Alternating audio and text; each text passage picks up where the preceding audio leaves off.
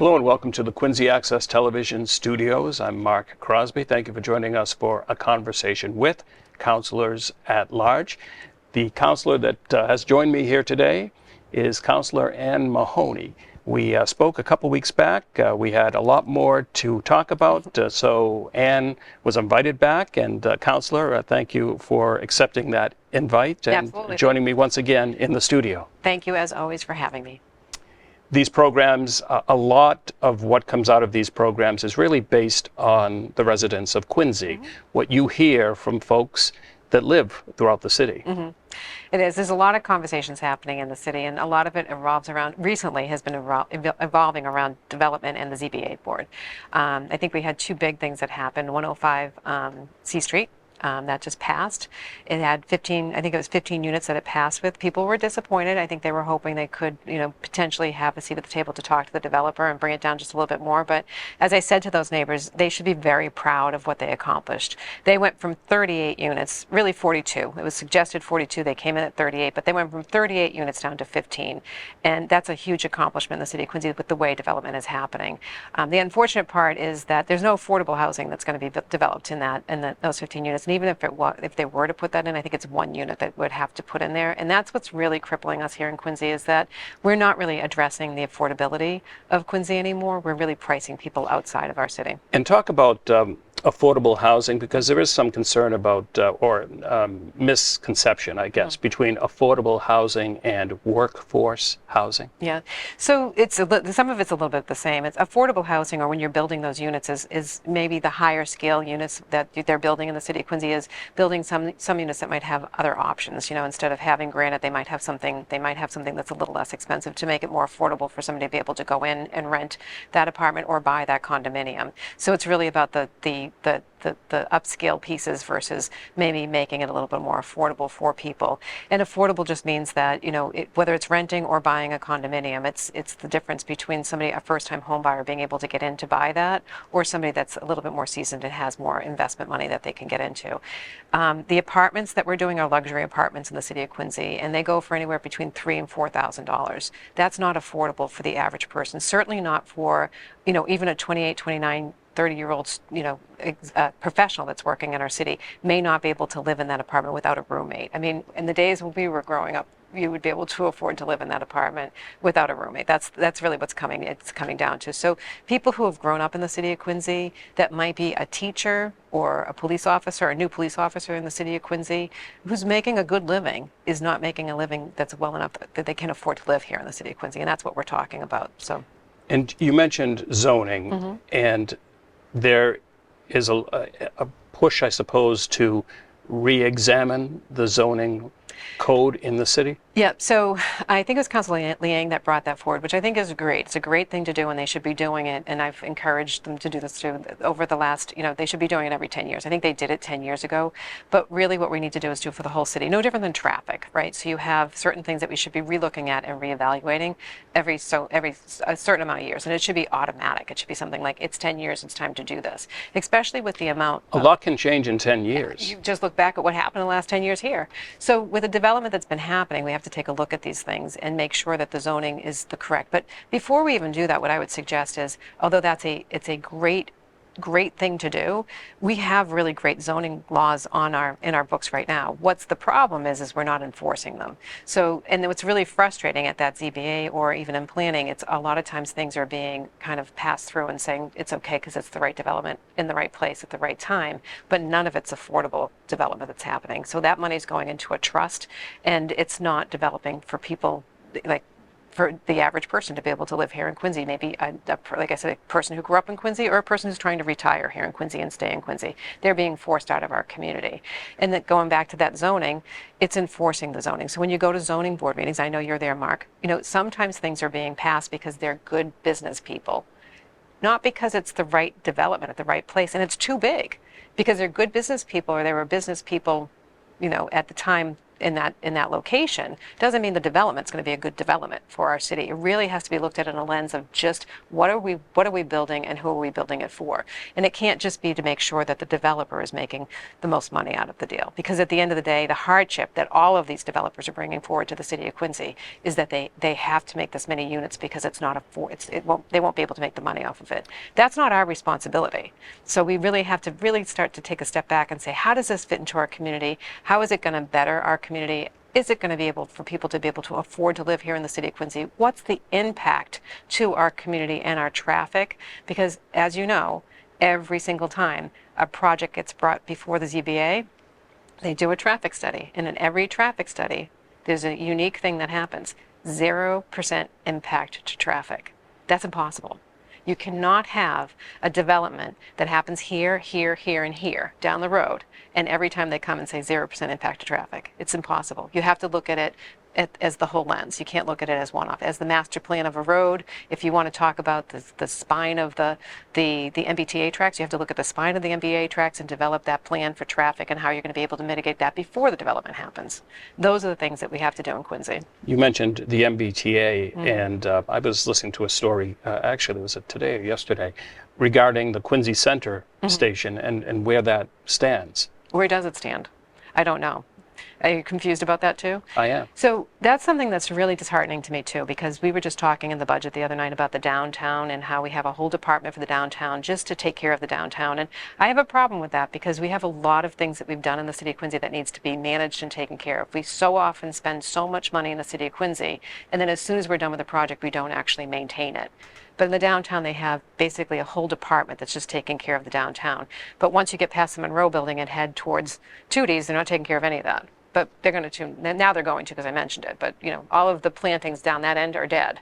But the reality of it is that we're taking care of the Adams Hancock Green, we're taking care of Kilroy, we're taking care of the specialty pocket parks that we've developed in Quincy. When you get all the way down the end and you get across the street where they developed a little pocket park for where they moved the stream, we don't take care of that either. So it's just certain areas that are being taken care of. But the MBTA that's right and back there is the eyesore of everything in the city of Quincy, and that's something we've been promised. I think it's been at least 7 or 8 years, maybe even longer, maybe 10 years that MBTA has been closed. And, you know, I expect more, and I want to make sure that gets taken care of because it's been an eyesore for far too long. And by the way, I take the train. I'm a commuter, so I actually know what it's like to be on the train and how frustrating it is to be able to do that. You want people to come live here in the city of Quincy, then we have to make sure that that's a priority.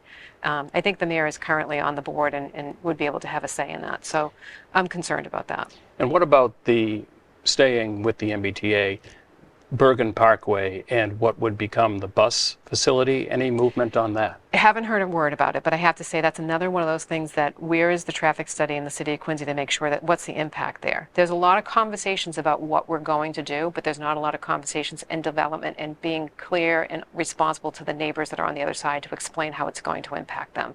There's nothing worse to hear what's going to happen and then not know what the impact is going to be. We could be having these discussions now and being able to troubleshoot whether or not that is something that's viable or something we shouldn't be doing. The idea of what they're going to do is they're going to move all of the buses on the other side so that we won't have that congestion or the diesel smell over everything that's happening, because it does take away from the downtown. But we're not a movie set. We're a city, and we have to actually develop things that are actually fair and equitable for everybody who lives here. Someone asked me, a viewer the other day, about the Wollaston Center area and still flooding that occurs there where the CVS and Wally Terrible. Wines. Yeah, and you know we have the URDP just got approved in that, and I think the planning board's working very heavily and hard with the DPW to find out how we can solve those problems because they want to develop down there. One would think that we would have had the engineering expertise of that to know what we were getting involved in before we started with the URDP. That's another one of those areas where it's always been a flood-prone problem, and that's the reason why the MBTA wasn't handicap accessible for a long time. And even when they put the new development into the MBTA in Wollaston, it still is extremely dangerous because when it gets really cold and it's really wet, it gets icy. So the station itself is beautiful. It does have an elevator, but it still has some flooding problems. And the reason is because it's sitting on top of water. So the water has no place to go but up. So it's going to come through the floor. That's where the issues are coming. So when you're developing down there, you're going to have to figure out where you're going to put the water. It's a basin. So And I guess my thought is, when that was being addressed, why wasn't that whole area beyond the Wollaston T being addressed as well? Yeah, it's a curiosity thing. So, and this is one of the issues that I have is oftentimes we are dealing with just the one-off issue, just like we talk about development and we're talking about traffic that has zero impact and we're not looking at the full picture. We're doing the same thing in most of the things we're doing in Quincy. When we did the MBTA over and it had some of the same issues, and we're working closely with the MBTA down in North Quincy, down in Quincy Center. Here, we know this is an area we want to develop. It was an opportunity for us to really assess the area and find out what the issues are so that we could start building out that plan for the engineering for that plan. But instead it kind of happened. It was backtracked because we had a lot of other things we were doing in the city of Quincy, and now we're back to looking at this and we're realizing this is a problem we have to deal with. These are missed opportunities, and they cost, in the end, they cost the taxpayers and they cost the residents money. And that's my concern. We should be looking at this holistically as a master plan and really identifying what's the benefit of what we're doing, how much is it going to cost, and how do we develop it as a whole and not piecemeal it in, When developments are talked about and there is, as far as parking, there is, let's say, a car and a half. The half, I don't comprehend the half. I don't think anybody does. It's an interesting dynamic because it's like, who has a half a car? And nobody does. And I think it's just their way of being able to say, well, you're close to the T station. We don't really need a full space. And if we have, I buy a unit, you buy a unit, and it's 1.5, we'll have an extra space. I've never really understood that. The idea is constantly being said it's because we're in walkable distance or within a mile distance of a T station. That's why we can get to 1.5. It's not, it doesn't make sense. I think we actually increased it. I think they were doing 1.25 and they increased it to 1.5. If I remember right, back when Brad Kroll was on the city council, it still isn't, it's not formulated correctly. And the funny thing is that, in other communities there are little pockets, places that you can go shop. Like, we don't have those little communities in each little neighborhood where you can go to a grocery store or go someplace. We really do have to get into a car to go to those places. So although we might be walkable to a T station, or, we're not really walkable to the things that people really need to be able to be walkable, to call ourselves a walkable, or, to be able to bike to these things. Up in my neighborhood where I live, I can't walk to Stop and Shop, and I can't walk to Star Market, but I can walk to Milton Marketplace. And it's not necessarily the prettiest walk, but I can walk there, but most people aren't doing that. But if we really want a walkable environment and say that that's what we're doing, we need those little kind of shops like the Milton Marketplaces or the smaller grocery stores or the community areas that people can be able to do that. You see them naturally popping up in other areas with big development. You see it in Westwood. You saw that happen. You saw that in the Seaport area. The Seaport area is not exactly the same thing as Quincy, I get, but in the last, I'd say in the last 6 years, the Seaport area went from having nothing in the Seaport area to having it's just like it's completely built out, and it went from having one building with one CVS and one small place to shop to having a Trader Joe's and everything else that's down there. Now, I'm not saying that Quincy should be the Seaport area. I'm just saying that development boomed and happened, and in other places it's booming and happening. And in Quincy, we have restaurants and we have development, but we're not having those amenities that are helping people be a walkable unit. And you say walkable, but what comes to mind too is folks that use bicycles. And increasingly, I mean, there are bicycle lanes, but those are sporadic. Yeah, again, those complete streets, when we talk about complete streets, the idea is that in a complete street that you would be able to have a walkable, rideable, drivable community. And certain streets get funded and we get some of the bicycle lanes, and then they kind of disappear and they pick up. I will say that Quinn Cycles does a great job in helping people navigate around the city. And if you don't know how to navigate around the city in the city of Quincy on a bicycle, I suggest you reach out to them. They'll be able to help you do that. They'll be able to tell you the safest routes to do things. There are safe ways to ride bikes. I know people are extremely concerned about having bike paths down C Street, and I'm happy that they were trying to pass something at the city council in regards to some of the work that they were going to be doing down there, but which National Grid stuff that they were doing, but the Councilman McCarthy realized they haven't had a meeting since 2019 about the changes that are going to happen to C Street, and they were trying to pass a few things, and he wisely pulled it back because neighbors were really, really upset because they had until that Monday at 4:30 to go into the DPW to look at the plans, because the plans are not online.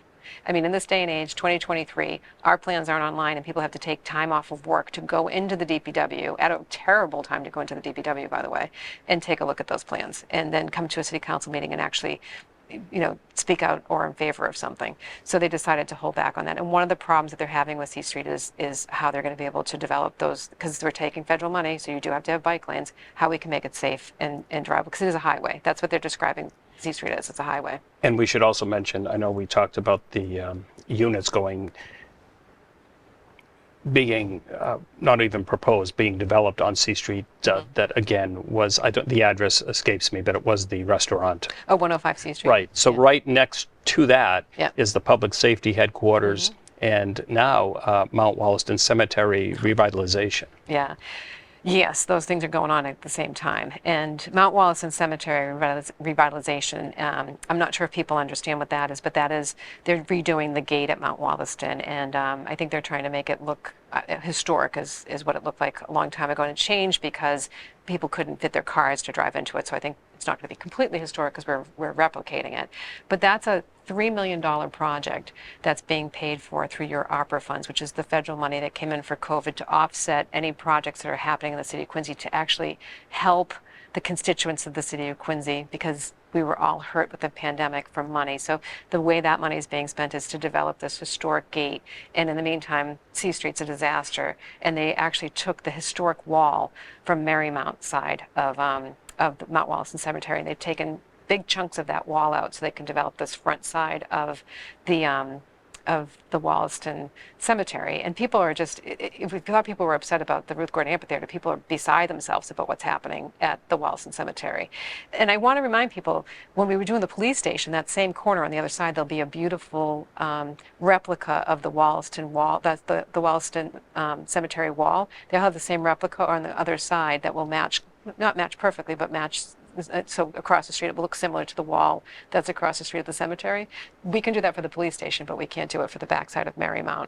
So we're going to have, I think there's just going to be gates on the backside of Marymount, metal gates that you'll see down in the Marymount Park area. So again, these projects are happening. They're not being brought to City Council. We don't have any say as to how the ARPA money was being spent. There's no transparency of how they're spending this money. The Wollaston gate that they're putting up at the cemetery is going to be gold leafed. I mean, I don't know how that really helps in the helping people through the pandemic or helping organizations through the pandemic. One of the ways that they could have used some of that money was maybe working collaboratively with some of the food pantries that we have throughout the whole city, and making sure that the food insecurities that people are having, that were really, they gave money to those places, but really organizing it in a way that people could feel more like there's a surround care of the city of Quincy. But we're spending that money at the cemetery, so it's okay.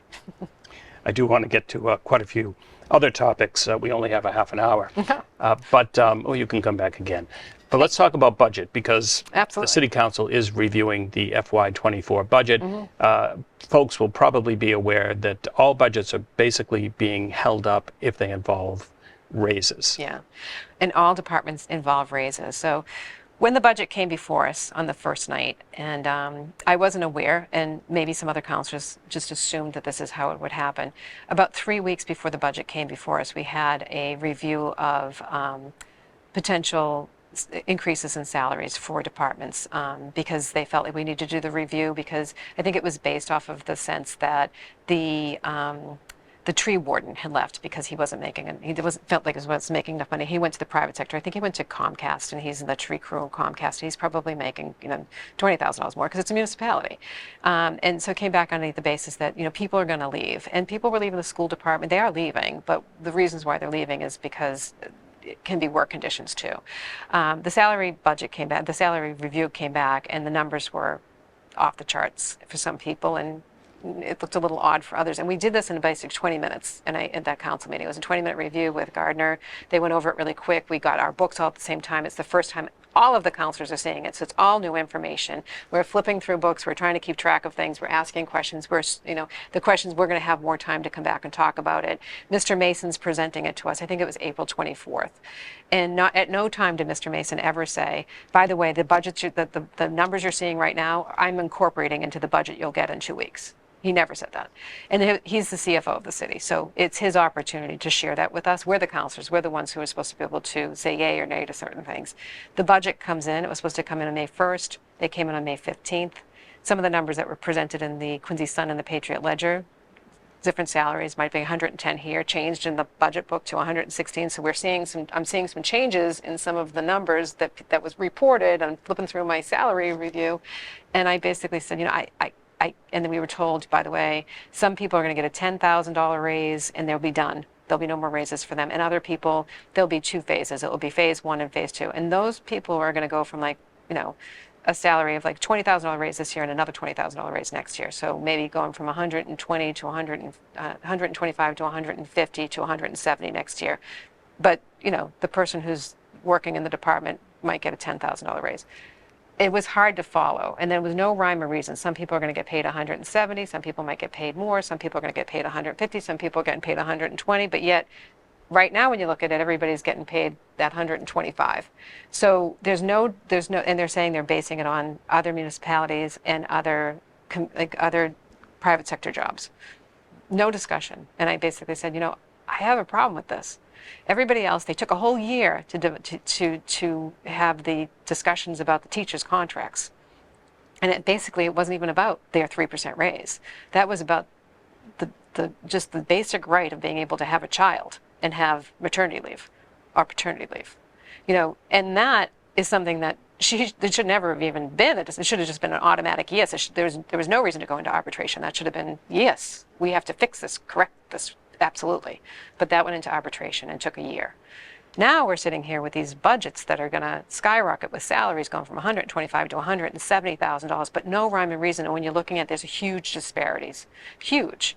I'm talking about people who, and I used that example that night, like the HR director is going to get, works really hard, and the HR director in the schools is getting paid more than the HR director in our city. It's going to bump her up, and now the HR director in the schools, because she got a bump too, is actually making more money than our HR director. And so how is this survey actually really working if we're not even looking at how we do it across the board for the people that work here in the city of Quincy? Then we have certain departments where you might see, and everybody's there, you might see a secretary in one group getting paid in the 70s or 80s, and a secretary in another group getting paid in the 60s and low 60s. They're doing the same job. They should be paid the same amount of money. And it's really discouraging to me how they've done this. So what I asked that night in the budget meeting was I wanted to cut the whole thing out and bring it out of the budget. We can go back and talk about it later, give everybody a 3% raise, but let's have a real discussion about what we're doing here, because there are some disparities that have to happen between men and women, between same jobs, between somebody only have been working with the city for 6 months and somebody that's worked with the city for 20 years. These are real things. And, people didn't want to do that. They wanted to say, no, we'll just hold all of this off and we'll have a discussion. So we're going to have the discussion on the 12th. But my concern is it's not fair and equitable. And we talk about fair and equitable all the time. And it's not fair and equitable. These people have worked in our city and they deserve the respect of having something that's been really reviewed and thoroughly vetted. And it was thrown into the budget. And now everybody knows everybody's salaries. I couldn't imagine what it's like. If you want to talk about really creating a morale problem, you just did that by putting those salaries into that budget, and people are feeling very dismissed by what their salaries are. Some people are feeling great, but some people, and I'd like to remind you, Mark, it is a political year. So well, right, but are those salaries viewable at any point because folks are city employees? Viewable in what way? Can a resident find out what anyone is making at any particular time? It would be very difficult. So one of the things that I asked Mr. Mason is, because I know that we spend money on ClearGov. I think we spend $18,000 for the last 6 years on ClearGov, but they don't use it. So ClearGov is a way to create your operating budget. And if you to Google, you have to Google it to find it. When I Googled it to find it when I went home that night, I think it was updated to 2019, but it was only the transparency porthole, and that's all that is like fancy graphics for what the PDF, the 6,000 page PDF that they give us. It's just the fancy graphics for that.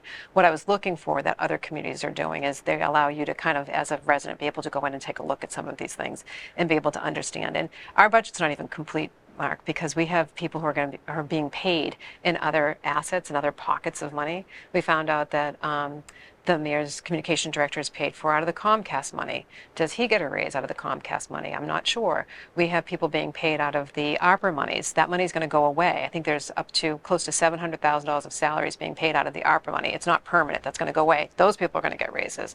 There are people being paid out of the CBGB money.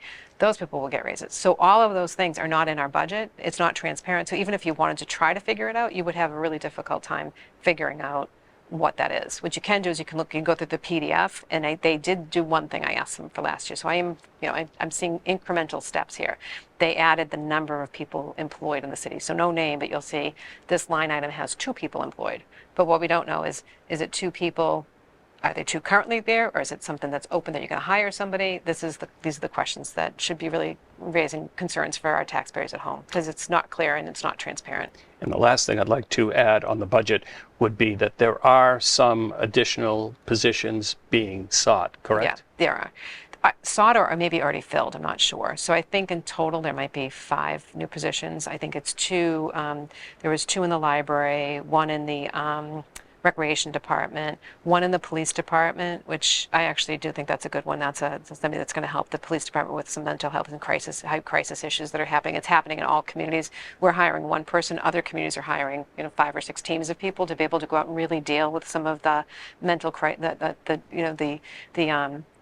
the addictions and sometimes mental crisis that people are under because of us extreme stress of what's happened in the last several years. It's a difficult job in the police department. I'm sure I'm missing one. I will say that part of my review when I'm doing the salaries, and when I was doing the salaries, and then I was seeing the additional people hired, and knowing that when I was asking certain questions and being shot down by my fellow colleagues saying I shouldn't be able to ask those questions, and I had to say back, I know I'm being censored, and I'm being, I'm being allotted a certain amount of time, and I'm being censored of the questions that I can ask by my fellow colleagues, and that's not fair government either.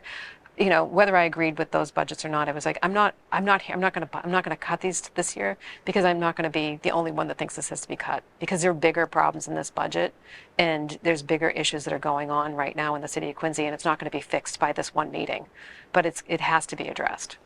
And I said the last thing was the budget, but I do want to, just for a moment, we only have 2 minutes, Okay, I'll be quick. Talk about the equality and diversity position. I might not be calling that the correct title, but Yeah. that has been filled. It has, and Damien Otar is I've met him. He's a very nice person, and I'm happy to see that position has been filled. Unfortunately, what we don't know is we don't know what his job description is, because they're going to work it out at City Hall. So when people ask me what's the job description, I don't know. I can't tell you exactly what his role is going to be. I will be meeting. I'm going to be seeing him later on today. So I'm very happy that position's been filled. It's never going to be a one and done situation. This is a city that we have enormous diversity in the city. We have big issues that are happening in the city, and this is step 1 and to be able to be bringing that forward. But I will also say that just in general, when that's a person that's being hired because of an issue, because it has been brought forward to the administration, and we're happy that's happening.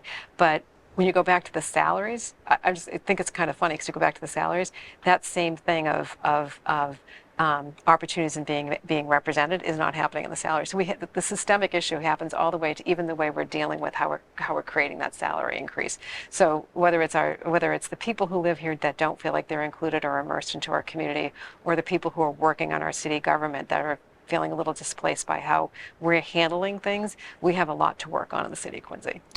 Well, we will have to have you back in to talk more about what is happening in the city in future weeks. So certainly we will continue this conversation. And there is a lot going on in the city of Quincy. So thank you very much. I really do appreciate the time. Councillor, thank you for coming in. If anybody's interested in learning more about me, I'd like them to go to votemahoney.com. Thank you. Thank you at home for watching, and please continue to watch and support Quincy Access Television for more programming just like this.